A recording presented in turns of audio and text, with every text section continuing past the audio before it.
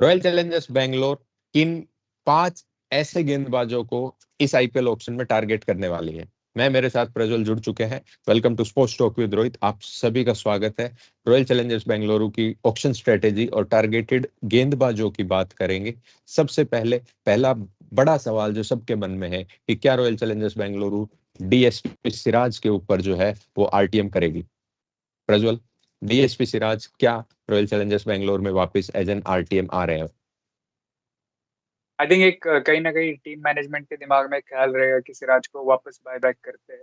But वो कौन से प्राइस ब्रैकेट में जाते हैं, कौन से ऑक्शन के टाइम पे आते हैं, उस टाइम पे हमारा पर्स क्या होता है, ये काफी चीजें ज्यादा मैटर करेंगी। कि आप ये सोच के जाते तो है कि हम इसको ही ले लेंगे, इसको ले लेंगे, बट वो होता नहीं है कई बार ऑक्शन में। वेट एंड वॉच स्ट्रेटेजी हमेशा से कई बार डेंजरस दिखी है हमको ये ऑप्शंस। तो मुझे लगता है कि कई मतलब we would love to have Siraj back in the RCB. But वो देखना पड़ेगा कि मतलब कि वो क्या होता है, डायनामिक्स क्या होते हैं, क्या सारी चीजें होती है तो। देखना होगा विराट कोहली का क्या से रहेगा जो है ना सिराज के प्रति। लेकिन उसके बाद अगर मैं बात करूं तो रिलीज हुए हैं अर्शदीप सिंह, रिलीज हुए हैं कागिसो रबाडा, रिलीज हुए हैं ट्रेंट बोल्ट। तो इन सब की अगर मैं बात करूं तो इन सब में से प्रज्वल अगर बात की जाए तो सबसे पहले रबाडा की मैं बात करता हूं। रबाडा अपने साथ क्या वो एक्सपेक्टर लेके आते हैं, और कहीं ना कहीं आरसीबी को एक ऐसे गेंदबाज की भी आवश्यकता है। अगर आप देखें बाकी फ्रेंचाइजीज में देखें, जैसे जिन्होंने फास्ट बॉलर्स को रिटेन किया है, तो उल्ट ऐसी क्या जो है ना, जैसे जसप्रीत बुमराह है मुंबई इंडियंस ने रिटेन किया है, संदीप शर्मा जो है ना वो रिटेन किया है राजस्थान रॉयल्स ने। तो अगर कागिसो रबाडा के पीछे आरसीबी जाती है तो क्या कुछ कितने दाम तक वो उनके पीछे जाएगी और किस प्रकार से जो है ना वो अपनी स्ट्रेटेजी बना रही है?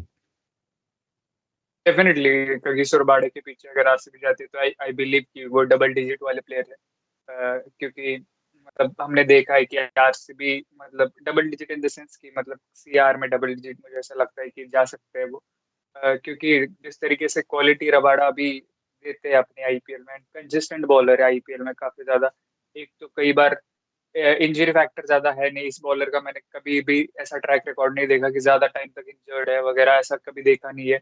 सब सेकंड चीज, इस बॉलर के पास वो पेस है, वेरिएशन है टी20 में जो जो बॉलर को चाहिए थे। And third main one of the main things की अवेलेबिलिटी, जो कि रबाडा के साउथ अफ्रीकन न्यूजीलैंड प्लेयर्स की मतलब इतना ज्यादा क्वेश्चनेबल नहीं रहता है, where Australian players and England players इनका अवेलेबिलिटी का इशू बहुत ज्यादा होता है। आई थिंक ये सारे वेरियस फैक्टर्स है, क्योंकि that's why Rabada rated as a very high skilled bowler in the IPL। And मुझे कोई डाउट नहीं लगता कि इस बार भी वो एक अच्छे पैसों में जाएंगे। एंड होपफुली इस बार विराट कोहली के जिस तरीके से उनके संबंध है, मैंने देखा इवन इन आईपीएल हमने देखा कि रबाडा किसी चैनल की उसमें लाइव कर रहे थे, विराट कोहली उनके उसमें आ जाते हैं। तो वहां पे हमने देखा कि किस तरीके से वो अपना बॉन्ड शेयर करते। तो definitely we would love to see Rabada and Kohli in the same team in the IPL. सबसे महंगे फास्ट बॉलर अगर मैं कहूँ तो इस ऑक्शन में ओवरसीज बन सकते हैं Kagiso Rabada, and he is going about 11 CR, ये हमारा बोल्ड प्रेडिक्शन है। अगले गेंदबाज की अगर मैं बात करूँ तो none other than Trent Boult. अगर प्रज्वल कहा जाए कि ट्रेंट बोल्ट है या फिर आपके सामने कागिसो रबाडा है, एक तो अपनी एक्यूरेसी और अपनी पेस से जो है ना जबरदस्त छाप छोड़ चुका है, वहीं कागिसो रबाडा की जब मैंने बात की, और ट्रेंट बोल्ट की अगर मैं कहूँ तो स्विंग से और पावर प्ले में गेंदबाजी में विकेट लेके लेफ्ट आर्म पेसर जो बन के जो है ना जबरदस्त कहर ढा रहे हैं। तो क्या ट्रेंट बोल्ट के पीछे भी रॉयल चैलेंजर्स बैंगलोर जा सकती है ऑक्शन में? Definitely power play bowling which is something जहाँ पे आप मैच में शुरुआती में बहुत ज्यादा डोमिनेट करके सामने वाली टीम को मतलब पीछे पूरा वो कर सकते हो, आप खुद उनको डोमिनेट करके। तो वो स्किल बहुत कम बॉलर्स में है।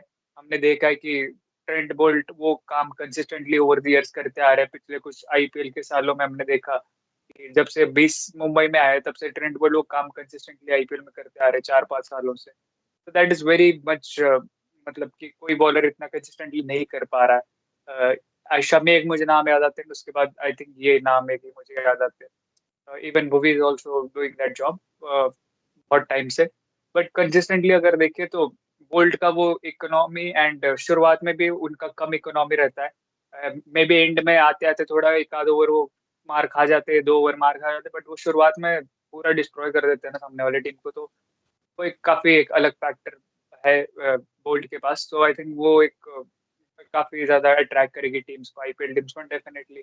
चिन्नास्वामी पे अगर शुरुआत में स्विंग मिलेगा तो definitely bolt will be a very good और शुरुआत पिक। में आप उनके जो है ना 10 ओवर के अंदर अंदर आप उनके 3-4 ओवर अगर निकलवा ले तो उनसे बेहतरीन गेंदबाज शायद ही इस पृथ्वी पे कोई है। रोहित शर्मा का विकेट ले लेंगे, केएल राहुल का विकेट ले लेंगे, अगर केएल राहुल आरसीबी में नहीं आते हैं तो ठीक है, विकेट ले लेंगे वो बड़े बड़े इंडियन स्टार्स का जिनका आप नाम लें और वो विकेट लेने में सबसे आगे रहते हैं। ये ओवरसीज पिक्स थी जिसमें रबाडा को भी पिक कर सकते हैं और ट्रेंट बोल्ट को भी पिक कर सकते हैं। आगे चलता हूं मैं इंडियन पेसर्स। अगर डीएसपी सिराज के ऊपर आरटीएम यूज नहीं होता और अर्शदीप पहले आ जाते हैं ऑक्शन में, तो क्या Arshdeep is one of the most choice among all the teams की भाई सब उसको लेना चाहेंगे? और आरसीबी किस हद तक जो है ना कितने प्राइस तक अर्शदीप के पीछे जा सकती है? मुझे तो लगता है कि अगर डेफिनेटली मतलब नो ब्रेनर फॉर मी, अगर नहीं सिराज आते तो डेफिनेटली मैं सबसे पहले, अगर अर्शदीप आते तो I will go for Arshdeep without a doubt. Premium Indian bowler, bowls brilliantly at death, at power play भी अच्छा डालते। पहले पावर प्ले का इतना बॉलिंग इतना था नहीं, but when he came in Indian side हमने देखा कि वर्ल्ड कप में 22 में, एशिया कप में, उसके बाद वो जो T20 वर्ल्ड कप से पहले भी साउथ अफ्रीका में वो धर्मशाला में, मेरे को याद आता है कि किस तरीके से उन्होंने 30 पे 3 वगैरह बॉलर उनके कर देते थे। तो एंड इंडिया के लिए इतने 80-90 विकेट्स उसने लिए है ऑलमोस्ट T20 साइड में। तो आई थिंक करंटली इंडिया का one of the best finest pacer है। आई थिंक T20 में आफ्टर बुमराह आई थिंक कोई नाम आता है तो सामने, मेरे सामने तो डेफिनेटली अर्शदीप सिंह का ही आता है। तो definitely Arshdeep Singh, why not? अगर इतना बड़ी ब्रिलियंट इंडियन पेसर है तो आगे फ्यूचर भी बहुत है उसका, काफी यंग भी है, 23-24 साल का है, 22-23 साल का होगा शायद, काफी यंग भी है, तो व्हाई नॉट? अर्शदीप एक अच्छा प्रोस्पेक्ट है। और अगर आपको बता दूं जो जसप्रीत बुमराह के बाद जो है ना दूसरे स्थान पे उनका नाम आता है T20 गेंदबाजों की अगर मैं बात करूं तो भारतीय क्रिकेट टीम में पिछले 2-3 साल से काफी उच्च स्तर पे अर्शदीप सिंह पहुंच चुके हैं और हम चाहेंगे कि आरसीबी की जर्सी वो पहने। आरसीबी की जर्सी पहनी थी इन दो प्लेयर्स ने पहले भी, क्या इनकी होम कमिंग हो रही है? जी हाँ, मैं बिल्कुल बात कर रहा हूँ भुवनेश्वर कुमार की, मैं बात कर रहा हूँ युजवेंद्र चहल की। प्रज्वल, अगर आपसे कहा जाए pick anyone among these two, लेकिन मैं चाहूंगा कि ये दोनों जो है ना वापस से रॉयल चैलेंजर्स बेंगलुरु में आए, भुवनेश्वर कुमार और जो है ना युजवेंद्र चहल। लेकिन आपसे कहा जाए कि pick anyone among these two, तो किसको पिक करोगे? और युजवेंद्र चहल क्या इस ऑक्शन में श्योर शॉट जो है ना रॉयल चैलेंजर्स बेंगलुरु में आ रहे हैं? मुझे तो लगता है कि डेफिनेटली आ रहा है, बिकॉज जिस तरीके से हमने मतलब आई थिंक कि यूजी विल गो थोड़े अच्छे पैसों में, तो मे बी राजस्थान के पास वो आरटीएम करने का मौका ही ना मिले उनको। फिर तो आई मतलब मुझे डाउट लगता है कि उन पे थोड़ा आरटीएम का यूज हो। नहीं, तो उनके let's see. RTM, Rajasthan Royals के आरटीएम बचे ही नहीं है क्योंकि उन्होंने फुल बचे स्लॉट नहीं, रिटेंशंस कर लिए। बचे ही नहीं है तो अपना तो बेस्ट ही चांस है कि मतलब यूजी चहल आरसीबी में आ जाए। तो इसमें तो कोई फिर डाउट ही नहीं है मुझे कि मतलब Yuzi Chahal coming back to home. कितना भी पैसा लगे, आई थिंक मुझे लगता है कि इन्वेस्ट करना चाहिए। मे बी आप एक दो फॉरेन के ऑप्शंस हल्के रख सकते हो, थोड़ा कॉम्प्रोमाइज वहां पे कर सकते हो, बट आप यूजी के उसमें compromise इस बार मत कीजिए।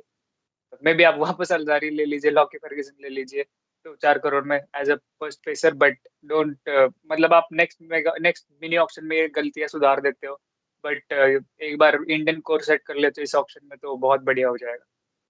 जबरदस्त काम हो जाएगा। और युजवेंद्र चहल को जो है ना अगर आप वापस लोगे तो आपके कई फैक्टर्स सोल्व हो जाएंगे। इस बार रॉयल चैलेंजर्स बेंगलुरु ने बैटिंग अपनी मजबूत की है। जब रिटेन किया विराट कोहली को, रिटेन किया रजत पाटीदार को, यहाँ पे उनको 2-3 एक अच्छे अच्छे नाम चाहिए। इतना भी कुछ छप्पर पाड़ के नहीं चाहिए आपको कि 30 करोड़ का कोई प्लेयर खरीद लो।